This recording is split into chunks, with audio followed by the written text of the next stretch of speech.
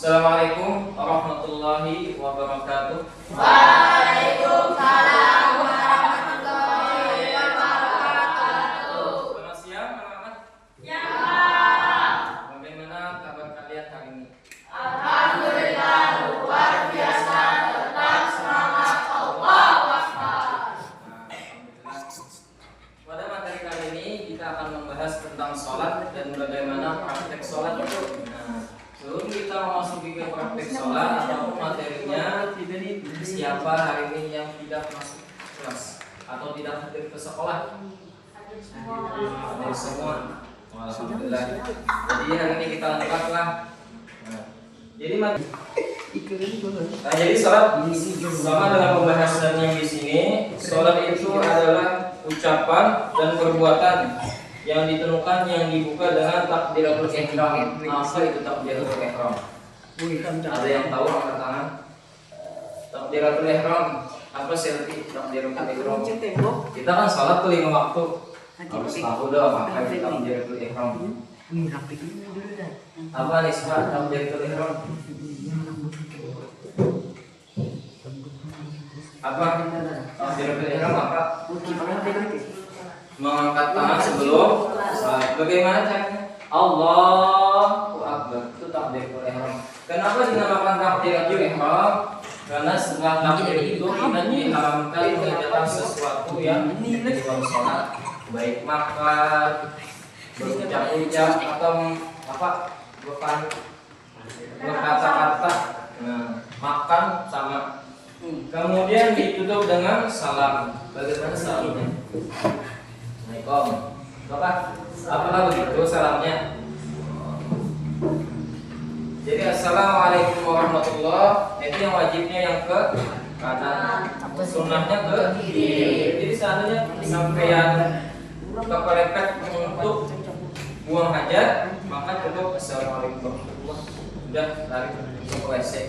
Jadi sudah membutuhkan yang wajib atau sudah kepepet ini sudah di ujung-ujung mau kentut. Nah silakan setelah salam yang pertama. Nah itu penutupnya adalah salam. Jadi salat dinamakan demikian karena ucapnya salat terhadap salat secara bahasa yakni bermakna doa. Jadi mulai kita angkat takbir itu sudah doa. Apa doa itu? Nah ya kalau kemudian setelah kita apa? Kita yang taus minta perlindungan kepada Allah dari godaan yang tertutup. Kemudian baca Al-Fatihah, doa ada di Al-Fatihah itu. Doa di situ iya karena budu wa iya karena nasta'in. Hanya kepada Engkau ya Allah kami menyembah. Doa kami minta. Sekarang di doa lagi ihdinas shiratal mustaqim. Doa kita jelas ya. Di situ doa semuanya ada doa di situ. Dari awal kita takbir sampai kita salam di situ ada doa. Kemudian salat yang diperlukan secara individual berjumlah 5 waktu. Apa itu? Salat apa? Subuh, tahajud, apa lagi? Subuh, asar, kemudian jadi berjumlah 5 waktu dan malam yang telah diketahui dari agama secara pasti. Maka dihukumi kafir bagi orang yang menentangnya. Bagi orang yang menentangnya itu dihukumi kafir. Bahkan di sini dijelaskan orang yang meninggalkan sholat secara sengaja, bukan malas lah, atau bukan karena kerusuhan ketiduran, maka orang ini dihukumi halal darahnya untuk dibunuh. Tapi bukan di negara kita, di negara Arab Saudi yang mungkin yang memakai hukuman kita hukum pemerintah. Kalau di sana hukum syariat atau memakai Al-Quran, maka baik. Tapi tidak bisa perlawanan. Misalnya si Sapri tidak salah, bapak langsung bawa mandau terbang langsung membunuh, maka tidak bisa. Maka pemerintah yang melaksanakannya itu pun harus ditegur terlebih dahulu sebelum pelaksanaan itu. Sudah ditegur, dinasehati, tapi masih masih melawan, maka halal darahnya untuk dibunuh. Kemudian salat 5 waktu ini tidak terkumpul selain pada Nabi kita Muhammad SAW. Jadi nabi-nabi terdahulu itu ada pembagiannya. Contohnya Nabi ini dijelaskan. Salat subuh adalah salatnya Nabi Adam, zuhur Nabi Daud, asar salatnya Nabi Sulaiman, maghrib Nabi Yakub, dan isya Nabi Yunus. Ini di dalam kitab I'anatul Talibin. Jadi I'anatul Talibin itu secara kronik. Ini kan matan itu namanya Fathul Mu'in. Kalau I'anatul Talibin itu jusnya ada 4 biji, segini lebarnya. Nah, kalau Fathul Mu'innya mungkin segini aja matannya. Matan itu biasanya yang di samping kitab. Kalau punya syarahnya itu yang di tengah-tengah kitab. Kemudian kewajiban melaksanakan sholat maktubah atau fardu yang 5 waktu tadi hanya dibebankan kepada setiap orang muslim yang mukallaf. Apa itu mukallaf? Ada yang tahu apa itu mukallaf?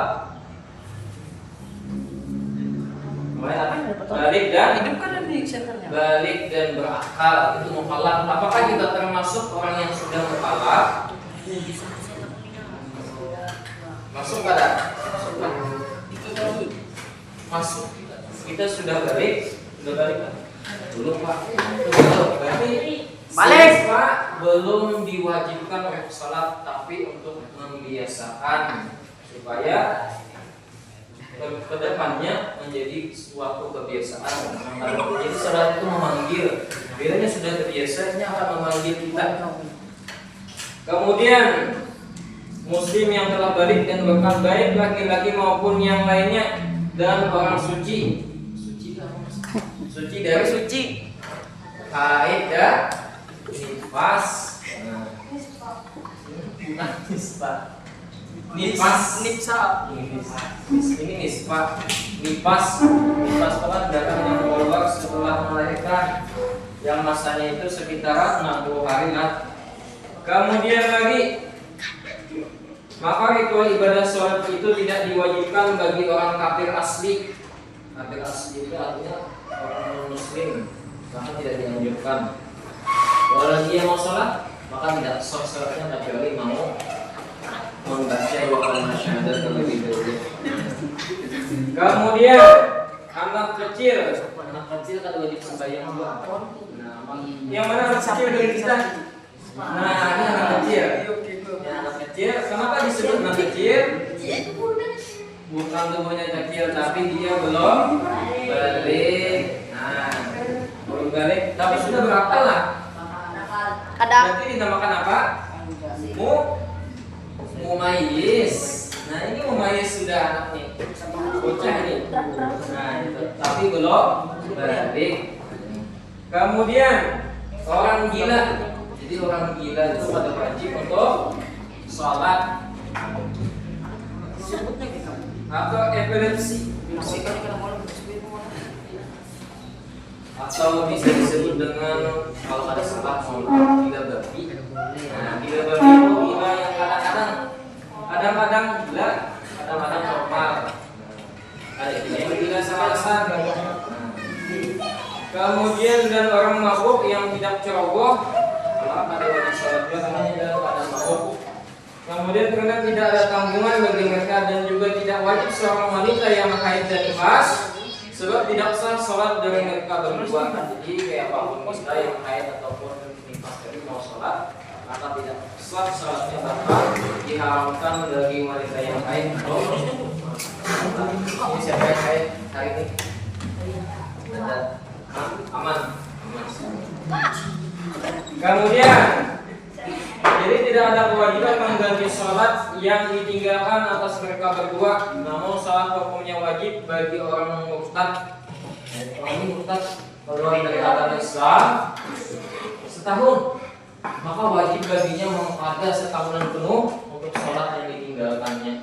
Masuk Islam lagi so. Ada orang kayak itu? Ada.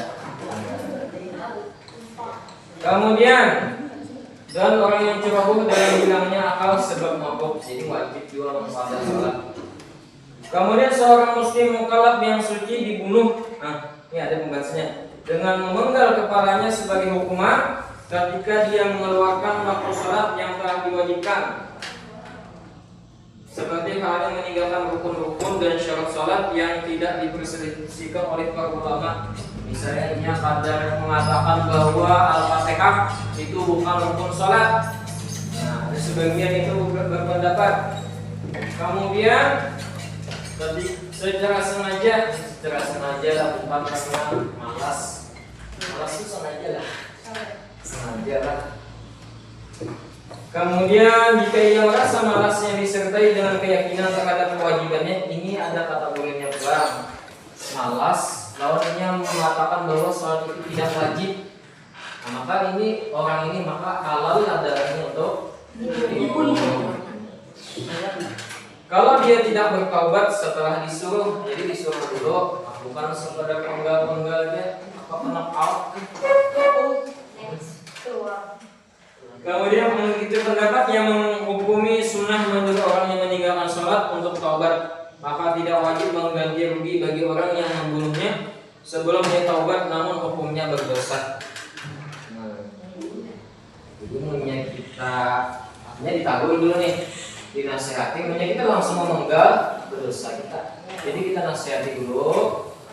Nah, dari pemerintah, bukan kita lah, pemerintah yang melakukan istilahnya hukum. Adapun kita di Indonesia ada hukuman juga bagi orang-orang yang meninggalkan sholat ini. Salah satunya kita ini orang kaya kan, nantinya ada tiap tahun mengeluarkan zakat mal. Jadi kita pedagang nih, tiap tahun mengeluarkan zakat sekitar 10M misalnya, ya kan.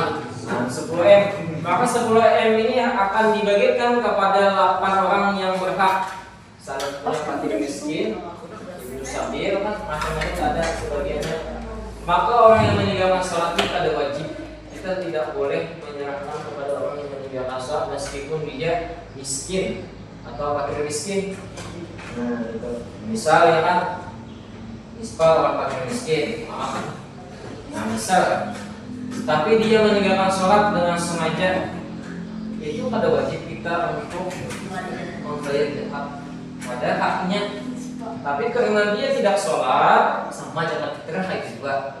Nah, zakat fitrah apa bedanya sama zakat mal? Kapan zakat fitrah itu? Habis puasa. Nah, atau sebelum Idul Fitri dilaksanakan. Itu kalau zakat mal itu adalah harta yang kita berdagang, jadi berdagang nih kosmetik. Jadi di tahun ini bulan apa nih? Desember. Bulan Desember yang akan datang, keuntungan Zaid ini 500 juta per tahunnya. Nah, maka sampai batas nisab tuh, nisabnya itu sekitar 85 gram emas. Berapaan duitnya? Sekitar kalau nya 2 juta, berapa tuh? 85 kali 2 berapa? 2 juta kan 1 gram emasnya. 85 kali 2 berapa? 170 juta. Nah, jadi kalau kita punya duit 170 juta, maka kita wajib mengeluarkan zakat dari berapa persen? 2,5%. Jadi setiap 100 juta itu sekitar 2 juta setengah. Nah, 2 juta 500 ya. 100 juta yang dikeluarkan 2 juta 500. Maka orang yang meninggalkan sholat ini di kita nih, yang bukan memakai hukum syariat kayak pemerintah Arab Saudi ataupun Aceh misalnya, maka itu orang-orang yang meninggalkan sholat ini tidak wajib kita ngasih zakat kepadanya, baik zakat fitrah maupun zakat mal. Dan kemudian status kafir apabila ia meninggalkan sholat sebab menentang kewajibannya, maka ia tidak boleh dimandikan dan disolati. Memang menentang nih, wajib dengan sholat itu.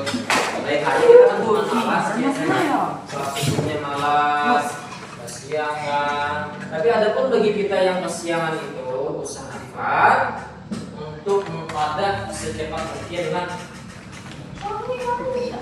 Jadi menqadah artinya kita bangunnya jam berapa? Jam 6 misalnya. Maka langsung ambil gosok gigi, kemudian ambil air wudhu dan melaksanakan sholat subuh secara keadaan. Jangan ditinggalkan, itu tetap wajib kita sembahyang meskipun keadaan. Karena itu ujung kan, ujungnya apa?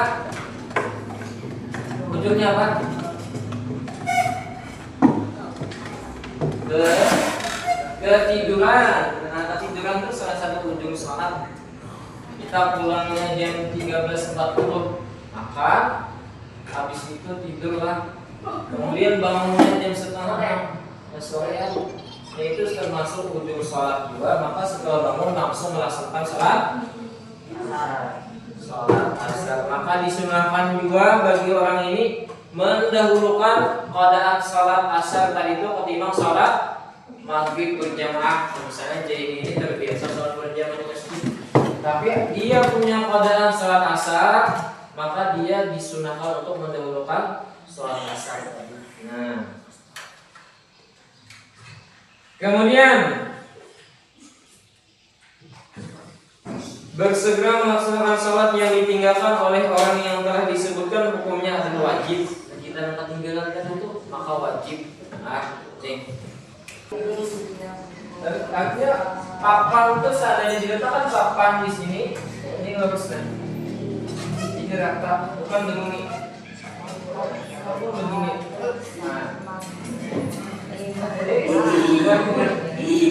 Nah, lihatnya cuma segininya. Jadi ini nah posisinya begini. Nah,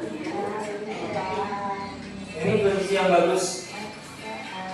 Nah, kalau tak dilihat kalau itu posisinya begini. Allah Akbar. Kalau perempuan biasanya dirapatkan. Ya, perempuan dirapatkan.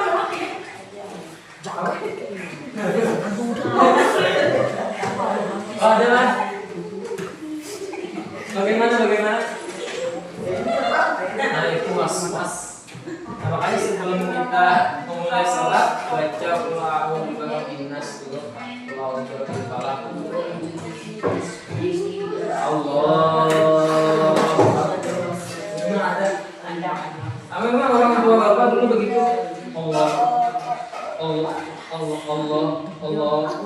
Ini beberapa kali untuk mengangkat ini. Itu was-was yang perlu kita jauhi. Nah, kemudian iktidal dengan tumakninah. Bagaimana iktidal itu kayak apa? Ya, iktidal. Nah, iktidal itu bangun dari rukuk, itu iktidal namanya. Rukuk nih. Sami Allahu liman hamidah. Ini iktidal namanya. Sami Allahu liman hamidah. Macam-macam, ada yang ini, ada yang ini, dia ada yang ini. Jadi masing-masing kita cari ilmunya gimana, ambil. Ya, jadi misalnya sholat itu yang dilihat di YouTube sholat Buya Yahya. Ada pernah Habib di YouTube tuh Habib Zainal Abidin orang Malaysia mencontohkan bagus juga. Dia lihat bagaimana posisinya. Perempuan lihat juga posisi sholat itu bagaimana hikmahnya. Nah, jadi jangan asal-asal ikut orang. Nah, itu. Kemudian sujud dua kali dengan tumakninah. Sujud dua kali kan Allah. Tumakninah itu berhenti sejenak atau tenang sebutannya. Kemudian duduk di antara dua sujud. Jadi anggota sujud itu ada 7 apa-apa saja. Dahi, lutut, tangan. Mulai dari bawah dulu. Kaki, jari, lutut, 4 sudah.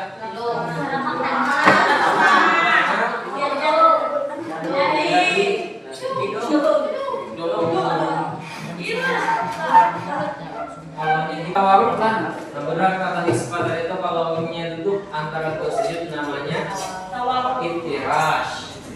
Nah, duduk tasyahud akhir namanya tawarruk. Alhamdulillah ingatnya. Kalau itu tadi ingat, pasti tepuk tangan dulu buat Isfadar. Kemudian yang terakhir membaca salawat Nabi dalam tasyahud akhir nih. Buat dia apanya sampai mana? bacaan sholat yang tasyahud akhir itu at-tahiyatul mubarakatuh